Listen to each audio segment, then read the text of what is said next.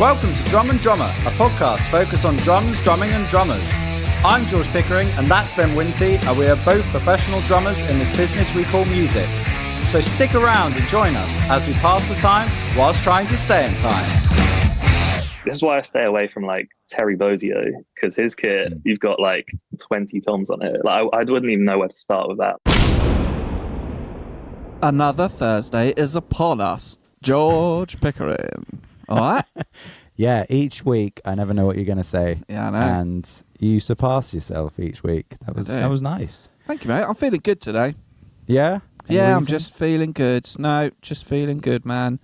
I don't know if I've told you about my traffic light system. No. I'll run you through it quickly. Sometimes you wake up and you just feel good. And you go, today I'm going to do shit. And that's a green. Yep. That's a green Yeah. day. Yeah. Sometimes you wake up and you go, not quite feeling it, but I've got a few things to do on my list. If I get them done, satisfied day. That's your amber day, boy. That's your amber day. Red day, you wake up and you go, fuck this shit. Can't be bothered. Do the basics, write it off. Forget about it. Don't stress about it.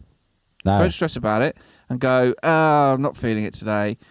Get one or two things done that need doing and then treat yourself. Whether it's having your favourite meal, watching a favourite TV show. But if you allow yourself to feel this is a red day, then you alleviate the pressure of trying to make it a green day.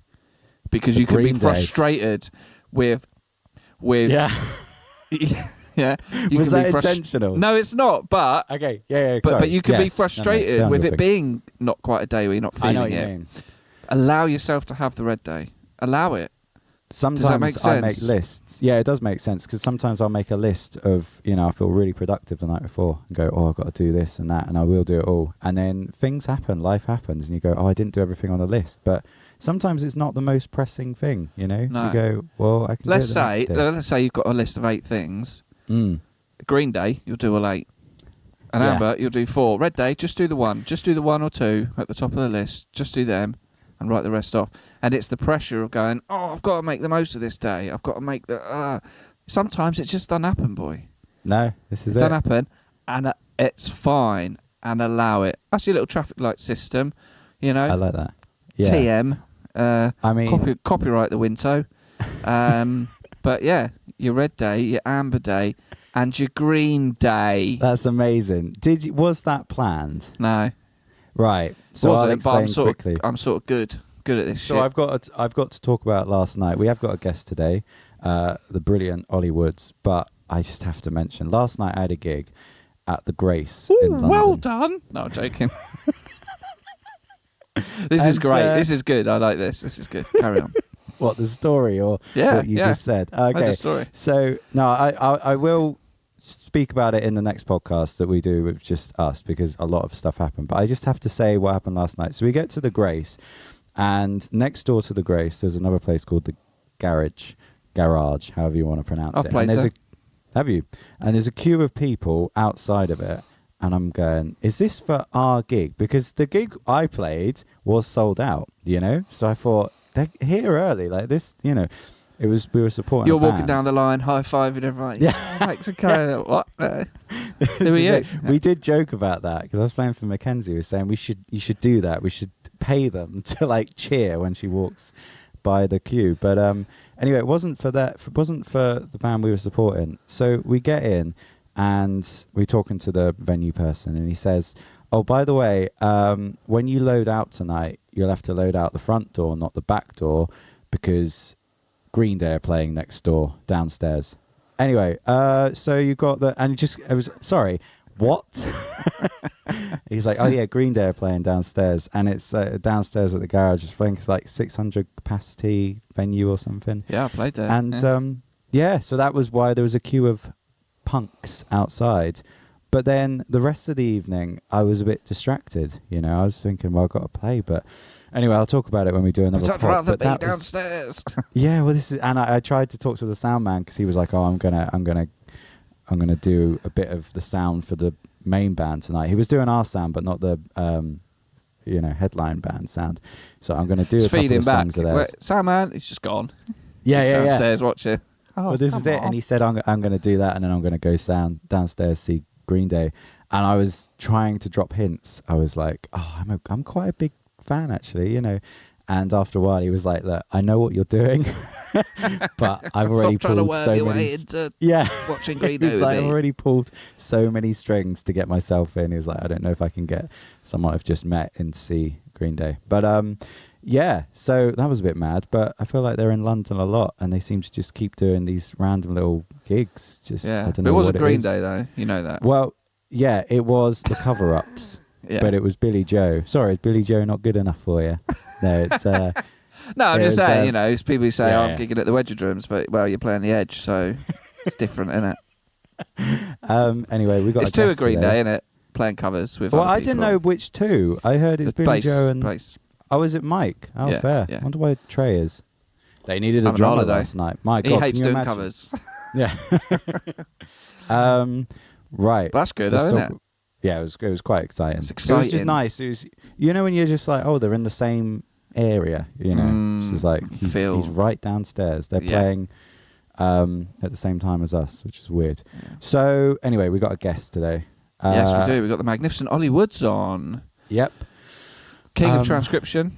Yep. If you've seen his ever-growing Instagram page, he takes the most ridiculous drum solos, transcribes them, full notation, and not only that, he fucking plays the things as well. Yeah, exactly. So, yeah, it's exceptional. But we wanted to find out more about all of that, and we had a lovely chat, didn't we? Yeah, Should we and I go? think listeners would want to know his process as well, because drumming friends go, how has he done that? You know? So it's I think it's definitely very a worthwhile impressive. chat. Yeah, it's crazy impressive. Yeah. And it's a niche that he's very much in his own. There's no one else doing that. Yeah. Definitely not to that degree. And beyond that, he's done a lot. Done a lot.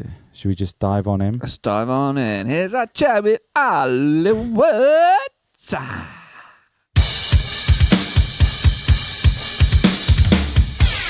Where are you? You're in your own little studio or something? Yeah, I'm at home now. I've got my kit set up over there. Basically been practicing all morning. So Nice. yeah, I'm living in this room at the moment. Where are you? Are you Surrey based? Surrey. Yeah. Oh, nice. So I'm at the university at the moment. So I saw that. Is that a PhD in? What is it in? drums. So yeah, it's a PhD in music. But my focus is like metric modulation, like especially with drums. Wow. Yeah, quite heavy. I mean, let's just so you know, these interviews are sort of, we'll edit it, and then whenever we've started talking about something good, that's when it will start. But I mean, should we start with metric Straight modulation? Go in with that. What led you to want to do a PhD? Yeah, let's start with that.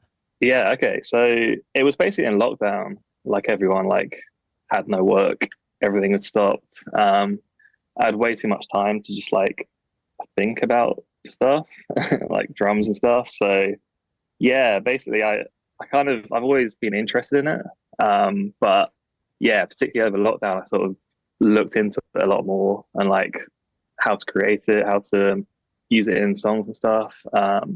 So yeah, I basically, because my drum teacher has always said okay, next step you have to do a PhD, because I did I did the grades and then diplomas and stuff. So the next level up would technically be a PhD. And I always thought he was joking, because I didn't know you could do a PhD in drums or music or anything. So yeah, no, it was just locked down, too much spare time, looked into it, it was possible. So applied to a few places. Surrey let me in. So yeah, that's kind of how it started. And then I kind of didn't look beyond that, because obviously in lockdown, we didn't know how long that was going to go on for, when it was going to end. Because this was peak second, full lockdown, end of 2020, I think. So yeah, I still going with it 3-4 years later, but hopefully finishing this year. So it's specializing in metric modulation, and that is what it's. That's it, yeah. So break that down for the layman. I was going to say, yeah. Okay. Well, it's evolved over time. I sort of went in with the proposal of the idea of changing tempos via meter. So equating note values to change from one tempo to another. So that's the basic idea of it. But yeah, as I've sort of looked into it more and done research and everything, it's sort of expanded because there's a lot of like, have you seen like Gavin Harrison's book, like Rhythmic Illusions? I think I've I've not heard seen of it. that. Yeah. No. It's really interesting. It's sort of got all that like metric modulation stuff, and it's got like displacement and all these different things, grouping shifts and everything. So that's like the basic idea of it. Just kind of like illusions of music. So implying a new tempo, or just kind of tricking the listener into thinking something else is happening. Can you give us a like a very basic example of what that would be like? Yeah. So I'm trying to think of the main. So probably the most mainstream example is Lionel Richie, "Say You, Say Me." It's like, I'm sure you're like familiar with the song, but like there's a bridge section which I'd never heard before, because I sort of just knew the chorus. So in that bridge, so the whole song is in 4/4, just quite a slow tempo, and then leading into the bridge, it goes into a faster tempo. So I think it's the triplets in 4/4 are equated to a new quaver. Okay. So the triplets become the new quaver pulse. So it speeds up, and then back out of the bridge, it does the opposite and goes back into the slow tempo. So yeah, if you give it a listen, it makes sense. But it's kind of it's one of those things that's harder to explain, but easy when you hear it. Yeah, definitely. I mean, Everybody Wants to Rule the World. That was the challenge. That was the class. Yeah, the metric modulation chat. I remember that. I think that was in lockdown as well. I mean, could you explain what's happening there? Not Yeah, to so put you on the spot. that's a similar idea. Yeah, that was in 12/8 or 6/8, depending how you look at it.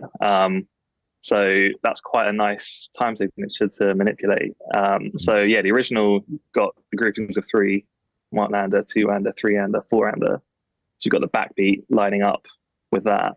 But I think with that one, the tricky bit it's because the bass has this like repeated rhythm, which lands on like every other like 1-ander, 2-ander, 3-ander. So yeah, I think with that challenge, it was, instead of playing the original, the backbeat every 3, the grouping was shifted to every 4. So the kick kind of lined up the bass, and the snare was displaced, so it landed every 4 beats. Yeah. I might be wrong on that, but I think that sounds right.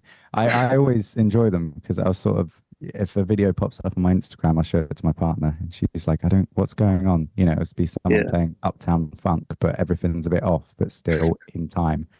Yeah, I'd be like, what's happening? And it's like there's a lot of things happening.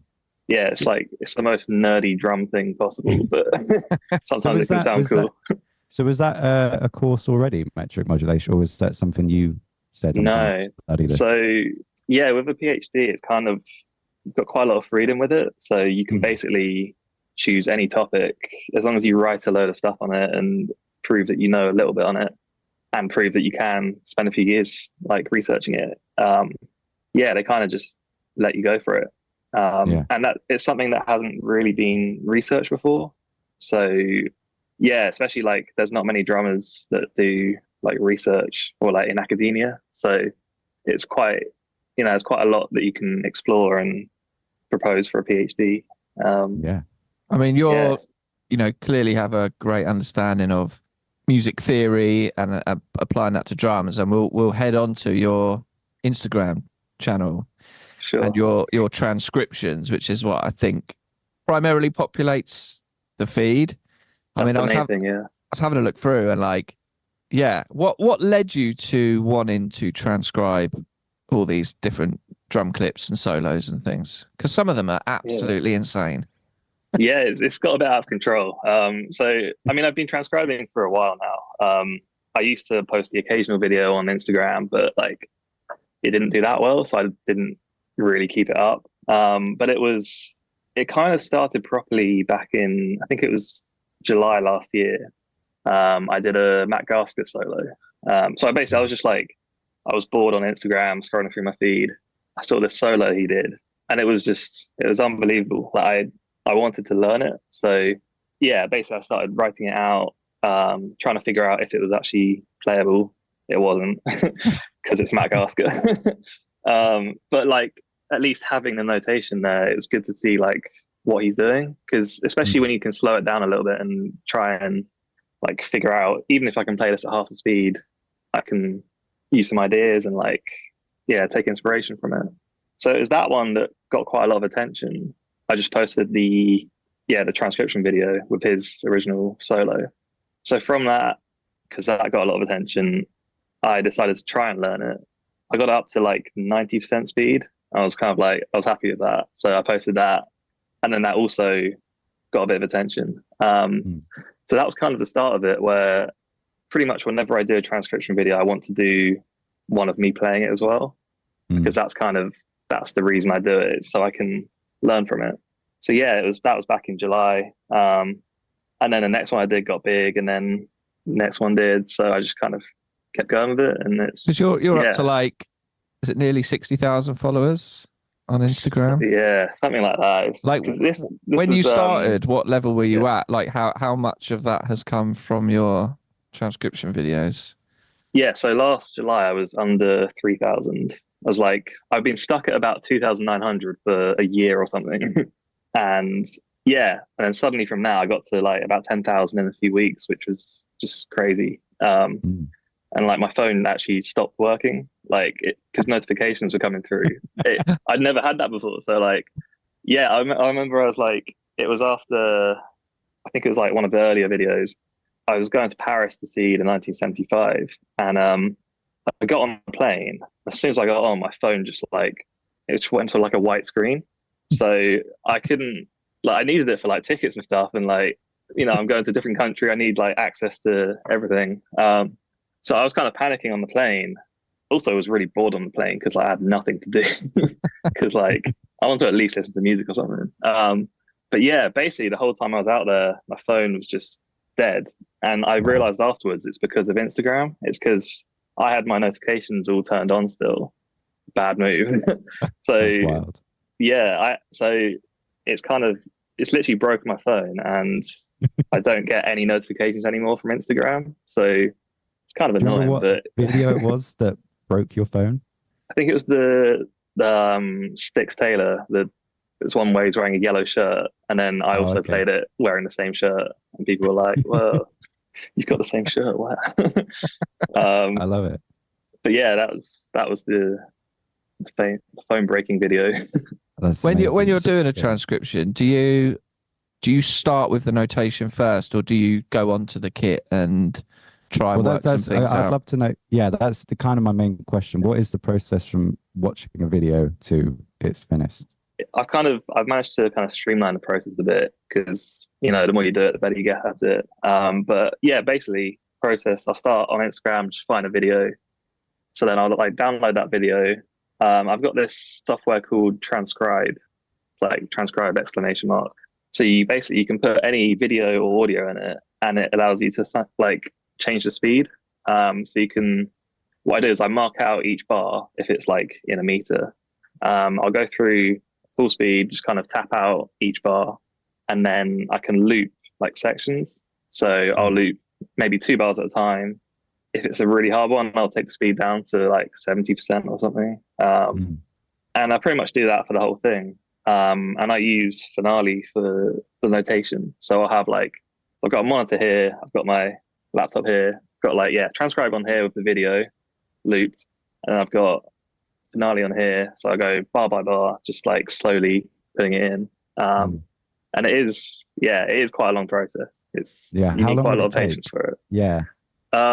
Well, yeah, it depends on the video, but I tend to do just sort of like 30-second ones at the moment, and that might take like an hour or two. So yeah, I usually say like for a standard video, 30 seconds of transcription is about an hour. So that's kind of the main part of it. And then I have to make that into a video for Instagram. So then I export the file from Finale into SoundSlice, which is a free website. So that's where you get the scroller from. So with my videos, I've got like the actual video of the playing, and then I've got the notation like following the scroller. So that's just from SoundSlice. And then put it together in Final Cut, and that's kind of it. Yeah, it's brilliant. I love that you have the transcription video first, and then there'll be a video of you playing it, because I think it's one thing to transcribe it, but then to be like, oh no, I can also play this. And I think the fact that it's all these greats, Benny Greb, late Aaron Spears, you know, everyone. It's sort of like all these different genres and stuff. It's sort of, do you think there's almost an element of, it's hard to explain, how much knowledge on the kit do you think you actually have to be able to like transcribe something? Do you reckon if you weren't able to play it, you wouldn't be able to transcribe it, if that makes sense?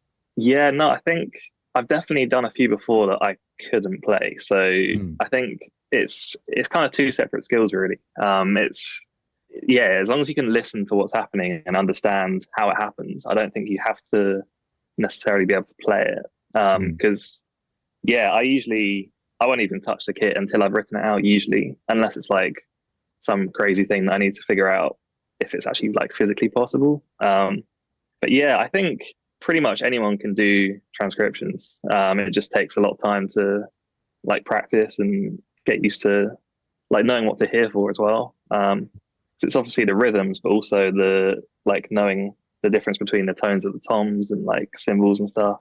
So yeah, I think pretty much anyone could do it as long as you put the time in. I saw on your site you had like a PDF with the marking out which line on the stave or which space was which piece of the kit, you know, a key, as it were. To has there been anywhere you've had to be like, oh, I need another different, because you know everyone's kit ranges so much in what they have. Is there anything where you're like, oh, I haven't got this bloody cymbal, I need to get that, or I need to, you know, have you managed to standardize your sort of notation? Yeah, so this is why I stay away from like Terry Bozzio, because his kit, you've got like 20 toms on it. Like I wouldn't even know where to start with that. Like you need like multiple lines of notation. But yeah, pretty much every kit is different, as you say. So it's usually the cymbals that are the problem, because you know crashes. Some people notate like a left crash in a different position to the right crash, so you could be like really specific on how to play it. I generally just keep them the same. But it's when you've got like stacks, chinas, splashes, effect cymbals, you kind of just keep going up the ledger lines until you run out of space. So yeah, I try to keep it as standard as possible, but there have been times where I've had to like change the shape of the note head just to try and like show what it is. Yeah, there's only like so many lines you can reach, I guess. What's the weirdest sort of thing on a kit where you've been like, oh, you had to factor in? Probably Mike Mitchell, which I did a while ago. Because he's got a really interesting setup. It was hard to see from the video exactly what it was as well. But he's got like a remote hi-hat. So he's controlling it with his left foot, but it's on the right hand side. And then he's got like, you know, when you've got like floor toms and then you've got a tom like hanging above it, like on the right, stuff like that, and they're also when they're like not in order, so you've got like a 12-inch and a 10 and an 8 somewhere random. So yeah, that sort of thing, it looks horrible on notation because it doesn't follow what you'd expect from it. Like if you're playing on a normal kit, it's kind of unplayable. You kind of have to like rearrange how you read it. But yeah, I wish like notation was more standard, because I've just been like, this morning I've been running through this chart for a show I'm doing, and it's got the hi-hat on the line below the usual one. So I mean, would you usually see like the hi-hat on top of the stave, basically on the top line? This one's like in the high tom position, which is kind of off-putting, but like I think in musical theatre that's kind of a normal thing. But yeah, I just find it a bit off-putting sometimes. It does seem to change. I used to teach for a company once, and we used a book.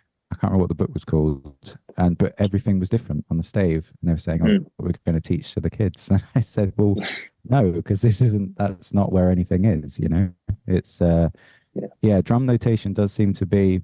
I mean, it's an interesting one, isn't it? Because in so many different instruments, this notation is just standard. That is what it is. But you know, the amount of drummers I know that can't read notation and sort of haven't delved into it. You know, it's. I feel like it's the instrument that just you almost might not learn the notation for it. You know what I mean? Is it because like I don't know, when I'm learning function stuff, my mates go on Guitar Tab or Ultimate Guitar or something just to get the framework, and they're always rubbish. But is it because drums not being a pitched instrument is a lot easier to hear on the record? So it's a lot. Is it just an instrument that's more learnt by ear? When so because I never go online and look for a drum tab for something. So so is it just the fact that over time we've never really needed it as much as other instruments, and therefore we're in this wild west of unstandardized sort of. Yeah, no, I think that's exactly it. Because especially in sort of a function setting, you basically playing the same beat for every song, so like there's not a lot to read from. But also, on a gig, if I'm doing a sight reading gig or something, it's rare that you'll get like the exact notation of what they want you to play. So like the stuff I put on Instagram is like note for note. It's kind of a completely different skill, like learning to read exactly what they're playing and copying that versus like you're interpreting a chart, or like say a big band thing. You're not playing exactly what's written. You're like, it's got the hits in there. It's got different feels and stuff. Yeah, it's just, I guess it's not as necessary for a drummer compared to a pitched instrument, I guess.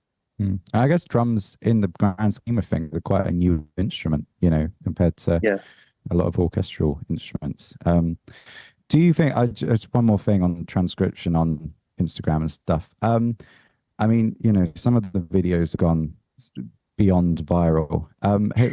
What has been the, I'm not sure what the phrase is, the feedback from these videos? I mean, for a start, it seems like every person you've transcribed has commented, and I mean, that must be great. But has there been things that have led on from these videos going viral? Yeah. Obviously it's great when you get feedback from the people themselves. Because it's hard to know as well. A lot of them don't read music anyway, so they're kind of like, they appreciate it, but they don't know if it's right or not. But just the fact that it's gained attention it's been really interesting, like just seeing how Instagram changes and how the way I've used it has changed a bit now. So a lot of my audience recently has come from like Brazil and like South Korea, because you can see like the exact insights of like where these people are watching from. So I find it really interesting just to see like the locations, like some weeks I'll get not many followers. Sometimes you'll do a video and it'll get like quite a lot. So it's been really good for like meeting people, and I've kept a list of like all of the drummers that have kind of followed or liked or noticed them, because like so many people I didn't even dream of like meeting or being in contact with. Because even like Eric Moore, from the one I transcribed of his, he straight away was just like, yeah, we need to work together, you need to do some work for me. It's like, that's cool. So it's things like that I'd never really expected. I didn't go in with the intention of like, I want to be transcribing for these people properly. It's more of just it's for fun. It's so I can learn, so other people can learn from it. But there have been really good things that have come from it, so definitely been worth doing.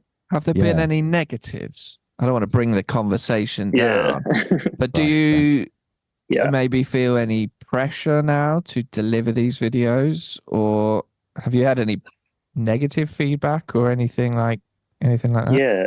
So there's always going to be people who comment negative things, especially with the viral stuff. It's like, I think I've got like 4 or 5 videos that have got over 1 million views now, which is crazy. But it's usually not the ones that I'm playing. It's usually the original video transcriptions. So the comments are generally not about me, it's about the other person. So the recent one I did was Karen Carpenter, a solo, which is amazing solo. But I was really shocked by the comments. I think that must be on about 3 million now. It's got over 1,000 comments. I've actually just lost track of it all. But within the first few days, I was gonna turn the comments off actually. But there was just people saying like, a girl drummer, she shouldn't be able to do that, and girls can't do that stuff. It's like, it's just a weird way of thinking that people still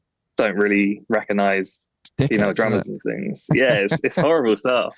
You kind of think like, really, not seeking out, but like, a transcription of a drum solo and people can still just be absolute knobheads. It's mental, isn't Everyone's, it? yeah, they're gonna find some negative. Friday, It- yeah, yeah. it's kind of Doesn't matter like what- this. It's like this is proof. Like this is proving against your point. Like this is an insane solo, and like yeah, it's just like some people just don't understand. It's weird. Yeah. But yeah, that's the main thing really. Just occasionally you'll get these comments that you're like, that's not great, but it's like 99% positive. So it's you kind of just ignore them and move on.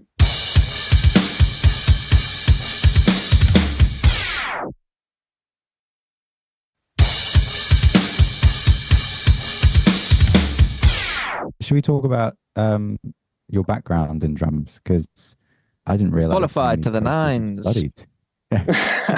studied. I mean, where do we Yeah. begin? I mean, you started drumming at 7. I did, 7, yeah. and then I mean, it's just let's talk. Should we go Start from the straight beginning? to? Yeah, well, if you want. I mean, I don't want to put you on the Plowed spot through. and be Let's like, assume you "Oh, plowed through the grades. That was kind of my main. Yeah, from 7, I was just focusing on grades all the way through school. Got to, I think I did grade 8 in 2013, and then moved on to diplomas. I kind of just followed the system, and I enjoyed doing that sort of thing. And then, yeah, it was only really like maybe year 10 or 11. I'd done all the grades, got to the first diploma, working on the second diploma, and I was like, yeah, this is something I want to do, or I could potentially do, because I was kind of hated school, but like I wasn't bad at it, you know, like I can get grades and stuff, but yeah, I knew I didn't want to, like, it's my nightmare going to uni and doing like maths or something for 4 years. Like that's didn't appeal to me at all. But I mean, I still did A levels just as backup instead of going to like a music college. But yeah, so lessons all the way through there, gigging and stuff. Yeah, and then after A levels, took a year out. I think I was the only one at my school not to go to uni, because like they always like they want to push everyone to go because they want the numbers. They want to be like, oh, we sent this amount of people to uni and whatever. So yeah, I think I was the only one. I spent a year, like my original plan was like, okay, I just want to be a drummer. So I took this year. I ended up doing like the final diploma during that year just because I could, because I had the time for it. So yeah, gigging around. I think in 2018 to 2019, I did over 100 gigs with my band Armstrong. Wow. So these were just friends from school. We're still gigging today and releasing stuff. But yeah, we basically just kind of any opportunity to play, we would just go to like jams, open mics, any sort of gig. We did a little bit of busking as well. That was not fun. Was that around? Were you in Surrey at this point, or that was in Guildford? Yeah. Oh, okay, Guildford area. Yeah. So that was sort of the vibe for the year, and then then like Berkeley happened. So yeah, as I said, I never wanted to go to uni, well, for academic stuff or for music really. I kind of I don't really like music college. I know it's a weird thing to say, but like I don't really like the way that they approach like teaching. Like everyone just learns the same thing, and especially some places they don't tend to care as much. I know there's a lot of positives from it, but it's more the work you put into it, you get out and stuff like that. Yeah. But I've always said like if I was going to go anywhere, it has to be Berkeley. So yeah, I went for the audition in 2019, like in that year after A levels. And it was kind of just for the experience. I just kind of wanted to, go and see what it was like, meet some people, play with. Did you audition over there, over at Berkeley? I did it in London. So they do, I think, 1 day a year. They kind of do a tour around countries. So happened to be in London. When it was at I think like the Premise Studios in London. So it wasn't too bad to get to. But yeah, I did that. Didn't really expect anything from it. It was purely for the experience. And then I wanted to just get back to, gigging and stuff. And then, got a letter a few weeks later saying like, you're in, congratulations, which is like, kind of crazy. But I don't know if you've seen the fees for American schools, American universities. Oh, yeah. the fees are yeah. like it's expensive. Yeah. Like every person in America just goes into like hundreds of thousands of dollars of debt just for Yeah. college, which is like so stupid. So yeah, I was like, cool, I'm in, but I'm not gonna pay that. Like that's stupid money. I think I looked up the other day. It's something like $70,000 a year for it, Wow. which is yeah, so crazy. Yeah. But yeah, and then basically a few weeks later, got another letter saying like you've got a scholarship. So I was like, okay, that's like a good amount off. I could probably go now. So I spent a while figuring out like, can I do this? Do I want to do this? Should I do this? How long was it for? Was it a year or? So I ended up going for literally just a semester. Right. So like half a year. My plan was going in to do it for a year and then make the connections, leave. But yeah, I actually ended up doing just a semester, which honestly it was so good, and that's kind of all I needed. And also lockdown hit like just after that. So if I'd have stayed on, Oh wow. I wouldn't have sort of finished it off anyway. So I was kind of lucky I stopped when I did. Yeah. What is it about Berkeley that attracted you? Was that your question, Ben? Yeah. Why Berkeley? That was my question. Why Berkeley? I think for most people it's just the name, isn't it? Like it's been I don't know if you've seen like on YouTube, they've got all these videos of like the ensembles and these crazy arrangements of playing and stuff and shows and everything. So that was my main thing. I used to live on YouTube, and YouTube and Drummer World were like the top things I used to watch. Yeah. So yeah, that was like the main thing. Just and the people that have been there as well. You know, like the fact that Vinny Colaiuta's been there is like, okay, they must be doing something right to get these people there. Yeah. So yeah, that was the main thing: the names, the videos, the promo, I guess. Because yeah, going into it, I actually had no idea what I was doing, because they don't give you your schedule until like orientation week. So I literally like, I was moving to this new country. I didn't know anyone. This is like a massive move, and I didn't even know what I was doing. Like they didn't tell you what we're doing. I didn't even know if I was going to be playing drums that semester. It could have just been like full on theory or something. But wow. Yeah, it's kind of weird, but it turned out pretty well. So yeah, was it hard to like integrate into a new city, new culture? Or it was actually all right. So because it's in Boston, which is in New England, so in a weird way it was quite English. Like it's like the most English American city really, and I think they did it quite well where international students come like a week or two earlier, so you can like meet up with all the English people and kind of you have time to settle in before all the Americans arrive. So it was quite nice to have probably a few weeks before classes even started just to get comfortable and settle in and stuff. So that was it was quite nice. But then I love America anyway. Like I want to live there at some point again. So I was just happy to be living in Boston.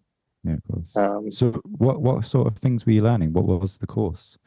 Yeah, so the first semester they give you like a standardized schedule. You have to complete, I think it's like 15 or 16 credits. So you have to do a certain amount of courses to graduate. So there was a theory class that was like 3 times a week. There was what else was there? Ear training. You had to like, that was not fun. That was like matching pitch and solfege and singing, which was not the best. But it was kind of like, it was interesting. Like were you studying with like, it wasn't just drummers you were with, it was all music, was it? No. Yeah, so pretty much every class was just everyone. It wasn't like you weren't isolated with drummers, apart from your private instruction. So I had private lessons with Kenwood Denard, who's Jacko's drummer. So that was the only class that was actually like drums, like only drums. But yeah, that was one of the best parts of it, really, the private lessons. Also ensembles, you get put in like different ensembles. I think you're put in one ensemble, but I managed to be in like 4 others because I just replied to like there was like they put letters up saying like drummer needed. I was like, yes, I'll do that. Yeah, of I ended course. up in like a million different ensembles. It's the way to do it. Yeah, and that was for me. That was like one of the best parts of it, the actual playing part, because so much of it was being sat in a classroom, being like just told what to do and stuff. But yeah, the actual playing part was obviously the beneficial bit, and also the part outside of class was really the best bit, where you can just go to a practice room. You're all living like really close together in the same 2 buildings, so you can just text someone, be like, hey, do you want to go jam? Yeah, let's do it. And there were jams going on all the time. Jams, there was like drum sheds, which are kind of intense but a lot of fun.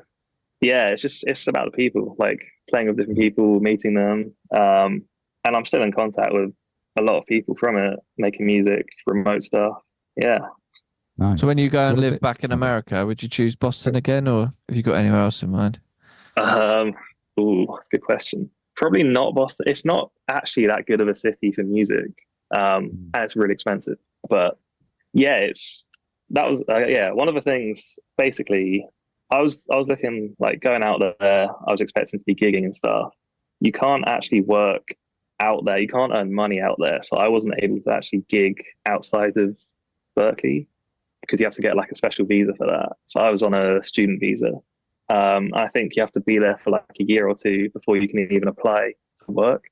Yeah, I didn't really get to explore much of the gigging scene, but from what I saw of it and from what I've heard, it's not the best place to be really for music. Yeah, I feel like you've got like the New Yorks and LA and Nashville would probably be better suited for music. Was it ever like the film Whiplash at Berkeley? Or was it Or American Pie? Both. No. Kind of. Yeah, I'd say. Well, Whiplash.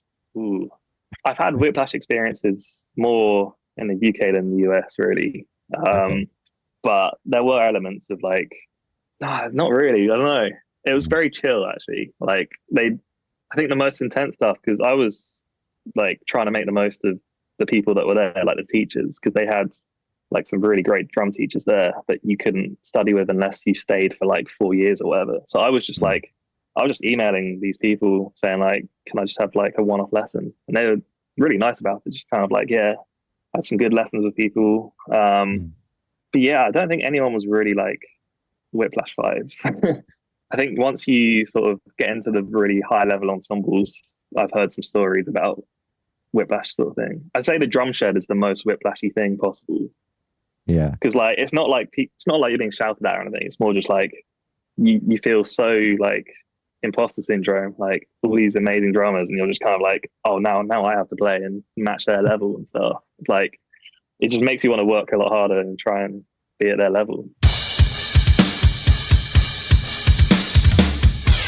You were, in the Young Drummer of the Year finals and the Yamaha Future Beats, and like you put yourself forward for these things. What were they like? Was that another thing where it was a bit like, perhaps, I don't know, this is new and I'm feeling out of my depth, or is this? Yeah, it was quite a scary thing to go into at that age, because I think at that point, like I had no actual confidence in my playing. So I was I remember even my drum teacher saying like, you have to be careful with these competitions, because music competitions are it's a weird thing, because like music isn't a competition and it shouldn't be, but like that's kind of not the point of them. They're more for just being a part of them. You get to meet people and you get performance experiences. So yeah, they ended up being like really great experiences. So yeah, I did Young Drummer 2017, I think, got to the finals of that, which is what's the process to get to the finals? How does it start? Yeah. Just for anyone who I don't know, I did Young Musician of the Year. Oh, nice. I got to the second round. That was it. That was rubbish. Thanks for that, Ben. Young Musician, is that the classical one, or is that? Yeah, so I was a trombone player. Oh, cool. Yeah. I went to the Royal College of Music. I had my Whiplash moments. And Hampshire County Youth Park. Yeah. Ooh. Yeah, I can imagine that's quite heavy. Yeah. Yeah, so like Yeah, applying and how many rounds and what sort of things are you doing, and then the final Yeah. itself. So yeah, for young drummer, it's basically for anyone up to the age of 16. I applied 2 years before as well, got to the top 40. So you basically send in a 2-minute solo. It might have changed now, but this is when I did it. You just send in a video, 2-minute solo, and then it gets narrowed down to the top 40. So they post on the website like these 40 names, and then I think they just again they narrow it down to the top 10. I don't think you send anything else through, but yeah, the process is basically you send the solo and they judge who the top 10 people are. So that's the main thing, and then once you're in the top 10, you get to go to the finals. So I think when I did it, it was in like Leamington Spa, some theatre. It's like the biggest place I've ever played at that point, because it's kind of a big deal. And also when you're on stage, you're on your own. So like you're playing in this massive theatre as a 16-year-old drummer, just like solo performance. It's kind of scary. But so there's no accompaniment, no music. So there's 3 things you do. The first one is the solo. So you've got like 10 minutes of performance. You've got a 2-minute solo, so you can like play the same thing you applied with. Second thing is you're sent a backing track about 2 weeks before the finals that you have to play to. Can you improvise what you want to do to that backing track, or is? Yeah. So the whole point of it is to kind of put your own spin on the track. So it's something that's made for the event. Mr. Brightside.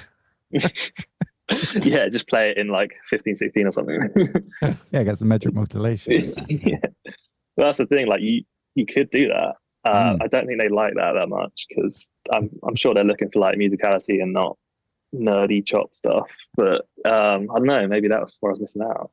But yeah, you can put some like spicy stuff in. But yeah, that's kind of just to show how you would play like in a recording session or with a band or whatever. So you've got those 2, and then yeah, they bring in like 2 musicians. So I think they had a guitarist and a bassist, and you aren't told in advance anything. So one musician. Yeah. No, I love bass. You're very welcome. Carry on, Ollie. Yeah, you're playing with these musicians who yeah, you basically play this thing, you're jamming out like a 2-minute piece, but you're not told about in advance. So it's kind of, it puts you on the spot, and oh wow, in like a jam situation. So that's quite an interesting part of it.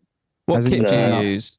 Hang on, sorry Ben. So you turn up to play and you don't know the tune they're going to be jamming, and no, that's you fully just figure it out in a performance, which is, I mean, it's kind of fun, but like, yeah, it's really intimidating to be like, again, on this big stage, big audience, new people, new kit. Yeah, it's kind of scary, but the audience it's interesting. Is drummers. Yeah, it's like a drum show, but like, yeah, you're playing to drummers, so it makes it like 10 times worse. Yeah, everyone's watching what you're doing. Yeah. I'm going to ask what happens with kit. Like, do you bring your own, or? Yeah, so they have sponsors each year. I actually can't remember who it was when I did it, but yeah, they have like 3 kits on stage. I think mine was like Cymbals and I can't remember the drums. Anyway, yeah, they have 3 kits on stage, so you can kind of set up your kit beforehand, and then they do 3 people, and you take a break, and you can change it up. And yeah, so it's a new kit. You can get comfortable behind it and stuff, but you kind of get the choice of like, 5-piece or 4-piece. You can move stuff around, but yeah, you just play on this new kit, and I think the winner like gets to take the kit home. Very good. It's pretty cool. Nice. I'd rather the cash. Yeah. Yeah. Straight on eBay. What's the cash value of this? They need to change it up, and they need to do. You don't need to do a solo, and you don't need to jam. One is, how quickly can you load in? Fastest load in, fastest setup, all that sort of stuff. Can you set up while like drunk people are walking around the kit and all of that sort of thing? Can you take note of an announcement whilst playing a song, and then can you remember what registration needs to be announced over the microphone? So this is the real stuff. Yeah, this is real world experience. Yeah. This is what you need. There's a laptop with Ableton and it's crashed. Go. Yeah. That would be Well, good. Get all the nightmare drummers in a fuel. line. Yeah, and give them the same problem and see who can fix it fastest. Mm. Your SPD has triggered the same song twice. Well, I don't know if you've seen, like, I think there's like a Microsoft Excel World Championships. I have seen that actually. Yeah, I've seen like kind of That's crazy. what we need. We need more drums. And forget the playing. Yeah, everyone can play drums. It's easy. We want to see transcription speed. There you go. How quick? Yeah. Yeah. And we need to start our own competitions then, like different things like that. We need to do our own competition, and we need to finally unite and standardize drum notation. That's, And Ollie's yes. the man to lead the charge on that. Going to set the Definitely. benchmark. Yeah, that's my next PhD.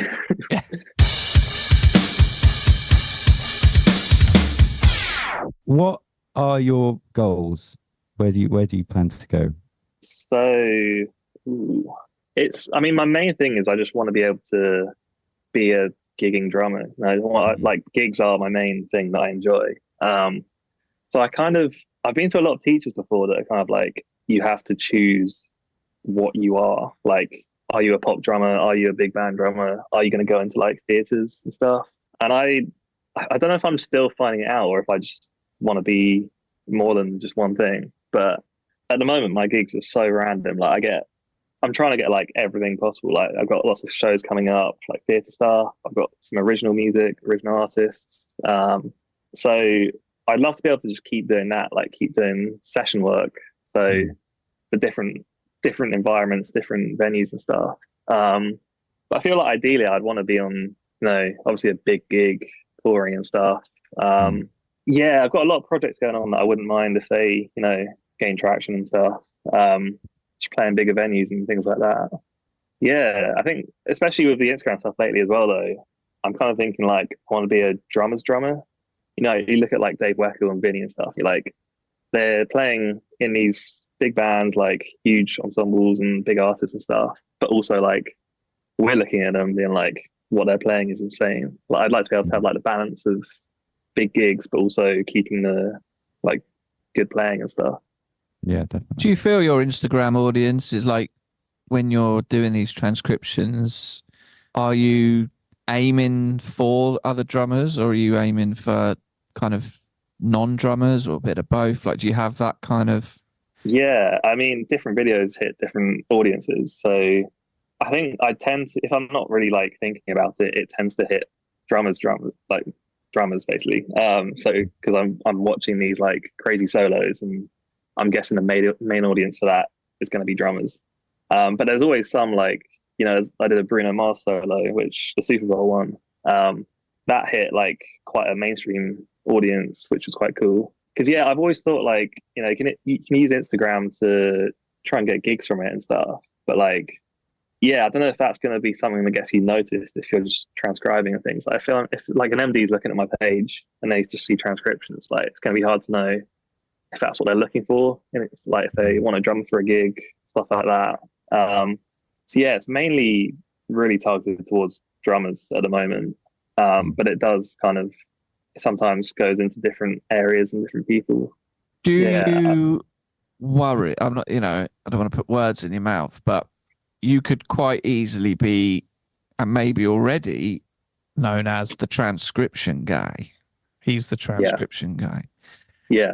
Do you fear that, or are you? Do you know what I mean? Do you fear that that's people will just think, you've got, you all know what I'm talking about, the Spanish guy. He's like, he's the speed guy. Yeah. Yeah. He's the speed guy. Then you've got and you're quite obviously becoming the transcription guy. Do you worry that might pigeonhole you a bit? Yeah. For other things?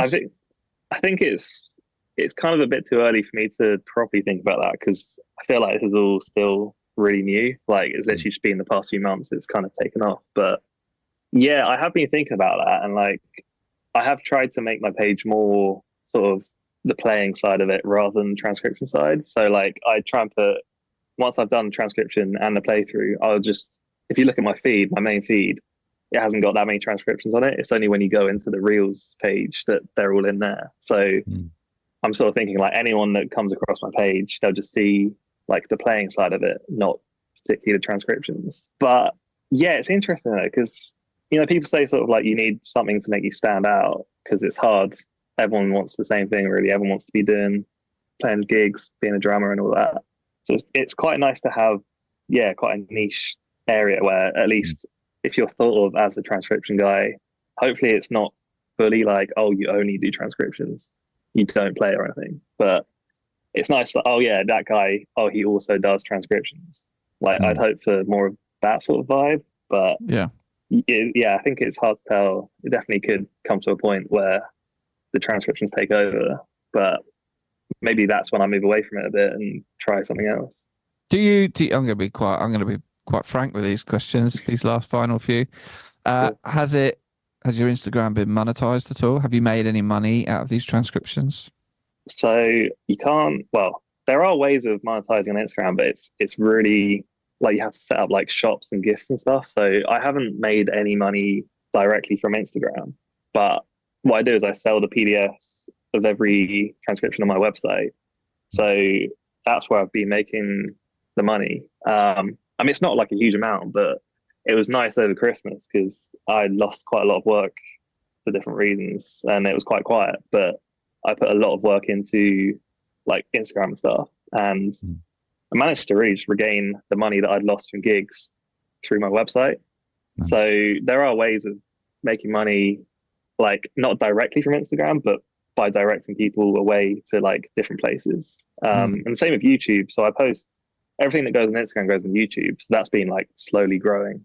I think I'm at like nearly about 5,000 subs on that now. So that's kind of, it's quite nice to have that because I'm not really putting effort into that specifically. It's kind of just, it's the Instagram content. But YouTube, I think that's easier to get monetized. You need a lot of views on it, but you can get direct money from YouTube. So yeah, Instagram's not great for it, but there are ways of using it as promotion basically. Should we do final question? Let's do final question. Weirdly enough, can I say before the phone, we can cut this out. I've been waiting for a DPD delivery and I think it's outside now. And this is the final question. What is your favorite delivery? And I'd hate to just leave, but if you can see him, let's ask. Are you in the window? Are you in? What is it? I'm in the window. This is what I was going to talk about. Both preferably, and you're next. I mean, it's the rudest thing. To just leave. He's a few minutes away. Is it important? Is it like some cymbals or something though, or is it just like something really boring? It's a whole set of Remo drum heads. Oh, that's important. Yeah. I mean, it is important. To get them. I think he's right there. Can you see the van? Well, I can see the van, but we can wait. We can wait while we're. I put it on a thing. Well, I'll fill it. Like, send it to a shop, and I thought he'd sent it to a shop, but I mean, there's a DPD van right there, and he's just looked at my flat. So, what heads are you getting? Ambassador and Emperors for top, Ambassador for bottom. Coated. Coated. I just bought a Gretsch Catalina for like smaller gigs. Oh, hello. Right, I think that's him. Give it. All right. While he's doing that, I understand. Right. Yeah. Would you be up for? I don't know if you've listened to the show before. Yeah. We have a little drum sting. It's like 3 seconds long, and it's just a track I've done. It's really basic, but it'd be really cool if you could just write that out in notation. Like I used to use Cymbals loads when I was growing up from the classical side, and I actually got offered a job typesetting in Cymbals when I was younger. So I know my way around, but it'd be really cool if you could do like a little Olliewood's. Yeah, that'd be cool. Yeah, transcription of our even our intro, or even just a little drum sting, which is like 2 bars. Yeah, I'll try and I'll give it a listen and write it out for you. Yeah, that'd be awesome. Nice. And if you want to play it, you're more than welcome.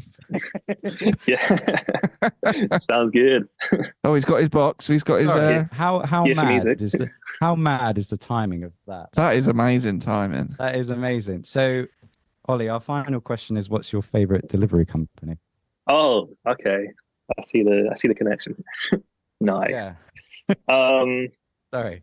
Not DPD because they're so rude, like delivering in the middle of this. I know. In the middle of a podcast. In the middle. You should have got him on, George. Yeah. Yeah. Ask him what his favourite one is. Ask him who his favourite drummer is. There you go. That's a weird question. I mean, it's kind of a good. Yeah, I've got to say then, like, I say every, not because they're particularly have been good, but I'm playing a corporate gig for them in a few weeks, so I think I've got to, it's a good connection there. Can you can you as a band be late? We'll send them a message saying we've gone to the wrong house. We've gone next door. Oh, the jokes you could do. The jokes. We've arrived and just send a picture of you outside another building. You could do that. Your band is expected between 7 and 8 p.m. Yeah. Only a few of you turn up. Sorry, we're missing some of your items. Loads. Oh, let's pop a little blue note through the door. Like, break your arm. I got damaged in transit. Oh, that's so good. I love that. Yeah. I'm going to use some of those. Yeah, do it. Use them all. Just, yeah. Get a mic behind the kit. Do 5 minutes of every joke. Where can people So find you? Obviously, your Instagram stuff, but let people know where specifically. Yeah, so Ollie with Drums on mainly Instagram, YouTube. I've got Facebook, but I don't really use it. But I'll see it. I also have TikTok that I don't use, so that's fun. But yeah, Instagram and YouTube really, and my website, it's olliewithdrums.com. That's where the transcriptions are. You can there's a few free ones on there, but yeah, they're mainly just like £5 PDFs. So yeah, good to learn from. Yeah, awesome. Thank you so much. Thanks for your time, man. Really enjoyed chatting to you. It's been good. Yeah, brilliant. Well, good luck with the rest of the PhD, man. Thank you. Yeah. Hopefully we'll finish it soon. Yeah, I look forward to reading it because they all get published, don't they? Oh, you don't. It's a lot of words. I don't know if you want to. I'll have more interest in that than I will in my brother's PhD. I'll tell you that. Was that in music? No, in particle physics. Oh, honestly, I didn't even understand the first sentence. I was like, "No, you're all right. I'll just leave that one." Anyway, yeah, thank you so much for joining us, Ollie. It's been an absolute pleasure. No and we'll send people your way as well. Cool. And cool, thank you very much. Yeah. Thanks, Cheers, Ollie. Thanks, mate. Bye. Cool. Thank you so much. See you later.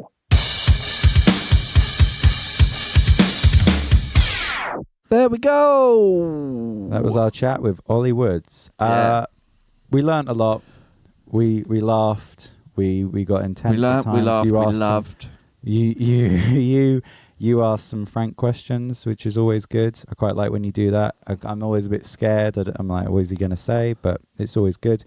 But, I mean, the delivery thing. I can't quite believe that happens. We'll discuss it in a minute. But every episode with a guest, if this is your first episode you've listened to, thanks for staying this far. Welcome. Go back and listen to all of them. That's what we always say. Yeah. And follow us on the journey. But every time we have a guest, we say, who's your favorite delivery company? And, we sort of make sure we've asked everything and then ask that as a final question. The DPD man turned up. As DPD turned up at your door. Yeah, that is insane. Brilliant. If you're a long-term listener, you'll understand that is mental. And if this is your first time, surely you understand that's a bit mad, So when did you... We're recording this in the afternoon. Yeah. When did you get the window? We've often spoken about the window. Right. Well, so I haven't been in the past 2 days, and I keep missing it because yesterday I had to leave for the gig, and it said between 2 and 3, and then I left at about 2, and I saw the DPD van outside, just on my road, and I was like, it's right there, but I have to get to London. Monday I was out for something else, and then today it was like, we'll deliver at the same time today, and it was between 1:30 and 2:30, and I was like, fuck, we're recording with Ollie at 1. It is going to turn up then. And I sort of forgot about it because I said send it to a pickup point. I was like, it's going to go there, and then there it was right outside my window, DPD. And I was like, shit, it's right there. But thankfully we'd sort of done I didn't feel like, if it was during good chat about transcription or anything, I'd just go, it's fine, I'll leave it. Yeah. But it was because it had come to a nice end, and I was like, I'm sorry everyone, but it's right there, and it was drum heads, and I mean, said, absolutely perfect. Amazing. For once, amazing. You've timed it well. I'm joking. Yeah. Exactly. But show me yeah, your back wares. Show me your wares. What you got? What you got? Oh, what's cool. I was going to chat about Ollie. 12-inch Emperor Remo and Ambassador, 14-inch for the new Gretsch Catalina, and then I got the 18-inch for the kick. Yeah, just an and Emperor to clarify, coated. it is just an Emperor coated. Lovely. All coated, yep. And I'll probably go and skin that later today. Why not? Thanks to Ollie, though. Yeah, just to thank you talk so about much. him. Yeah, for coming on. Yeah, it was great. Yeah, it was great. He's someone that's, you know, you can see every week, even just on his followers, how, I don't know, well known he's becoming. And Yeah, it's really yeah. impressive stuff. So go check his Instagram out. yeah. But he doesn't He's- just do transcriptions, lest we forget. No. He's a great drummer. Does lots of other stuff, gigging, recording, session drumming, all sorts. Yeah. But yeah, top bloke as well. I very much enjoyed our chats. Yeah, no, it was great. Yeah, I think that's all. That's all we got in it. That's all we got. Yeah. That's all we got. We've got some more what a lovely fantastic day. guests coming up soon. We're booking them in. Big time. I feel like we go from no guests to shit. We've booked in too many, you know. It's all It good. could be like that. But it's all good. And yeah, if this is your first time with us, as you know, I'm sure a lot of people it will be. Thanks for listening. Yeah, If this thanks is the very only much. episode you listen to, fine. If Yeah, you see another drummer, hit subscribe. You know, hit the subscribe Yeah. button. Get this fed to your mouth. No, your ears. yeah, from our mouth to your ears. From our mouth to ears every Thursday morning. And 6 a.m. yeah, 5-star reviews, please like and subscribe. All that sort of stuff. YouTube, Yeah. Instagram, Yeah, Twitter. Send us an email. Yeah, yeah. Get in touch. get in touch. We How always you like doing? How Yeah. are you doing? And we'll leave it there. Thanks very much, George, for your time. Appreciate Thank it. you, Ben. Enjoy your new Pleasure as skins. always. Yeah. And we'll see you next week. Bye bye. Bye-bye. Thank you for listening to Drum and Drummer. You can find us on Instagram at Drum and Drummer Podcast. And you can send us an email to drumanddrummerpod@gmail.com. Remember, just pick up the sticks and twat it.